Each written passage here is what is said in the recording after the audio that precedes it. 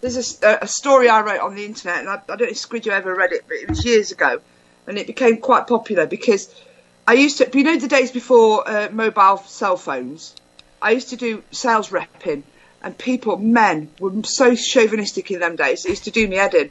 So rather than being able to tackle them or do anything other, it used to take me an hour to drive to work, and during this hour, I used to pretend that I was speaking to my secretary and say things like, will you do me a favour and ring his wife and tell him he's having an affair with a woman on reception? And you know, all these things you want to say out loud, but you can't. I used to pretend. Now, my secretary in my head was called Joan. Okay. And I spoke to Joan for absolutely years. Then mobile phones came out, and you could actually dial people, except obviously Joan didn't really exist. She did to me, but nobody else. Well, this particular day, I was in stationary traffic, and I was talking to Joan, getting all my stress out, decided to light a cigarette, and open the window to let the smoke out. And, of course, I'm carried on still talking to Joan because I'm in my own world. Then all of a sudden I turn around and I focus a driver coming in the opposite direction that's also stationary, can hear me talking to this person that's not talking back, by the way. And then you can see him looking, thinking, is she on hands-free? And then all of a sudden my mobile rang and I had to pick it up and answer it. So he knew damn well then that I was talking to myself. He was pissing himself. Well, I was so embarrassed. I had to make Joan redundant. I couldn't cope doing it anymore. Jeez.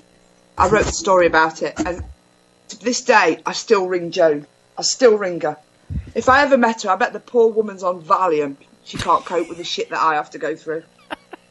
Bless her. You got to create all this whole story like, oh, Joan's retiring today. Now I have to look for a new secretary. Yeah, well, the thing is, in this new job, I sit next to the secretary that runs the project. So she's quite important, and she's way more important than me. But because I sit next to her, I get to hear all the gossip. Nice. And even though she pretends to be really quiet, you got no chance. I've had teenage kids. I get to hear everything. And I know what's coming. And because of that as well, you know all the free gifts and things that secretaries get to give out? Mm-hmm. I get them all. Nice. I get all the cool key rings and T-shirts and barbecue tickets first, and it's brilliant. Wow. I'm never moving away from this woman. It's amazing. So, one hint I give to anybody, if ever you work in an office, try and get next to the secretary. She knows shit. And she'll pay off to keep it quiet. Absolutely. Just starting my third glass of wine, sorry. You know, that explains a lot. My mum used to drink a lot of rosé. Yeah. Anyway, I gotta send a letter to the Queen of England soon. Here's the stupid thing. Northwest Territories of Canada, technically, all the land in Northwest Territories that's not been given to the natives is still considered the Queen's property. Really? So if you want to get any land on a lease or purchase it, you have to apply to Northwest Territories government. And we're having an issue with some of the land that's technically my grandmother's owned for forever and a day. And if there's an issue with it, you are supposed to appeal to the Queen's representative in that province or territory. Northwest Territories has not had a representative of the Queen for 20 years. And technically, according to Northwest Territories law, in that case, if you wish to appeal any decisions made, you have to contact the Queen directly. Which I am sure is going to go so well. Speed dial? Now, I am going to London in a couple of weeks. If you want me to drop a letter in the letterbox for her. Now, she does owe me a couple of favours, but I was keeping them forever I got arrested. So we'll wait and see.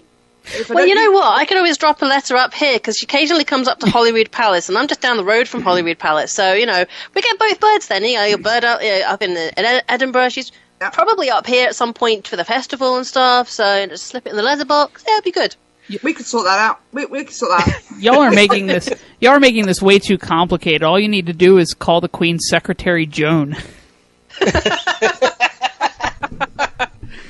could sort this out. I'll tell you what, Joan has got me out of some tricky bloody situations over time. And believe it or not, I know it's all in my head. I know that. I know she's fake. But she comes up with things I didn't think about. So how do you work that out? How do you work out that I'm going home and I've got a problem and I can't figure out the bloody answer? So I ring Joan and I'll talk her all the way through it, and at the end Joan will go, well, why don't you do this? Oh shit, yeah, I never thought about that, Joan. And it's solved. Honestly, it's solved for Joan. I don't know if it's the rosé that's talking.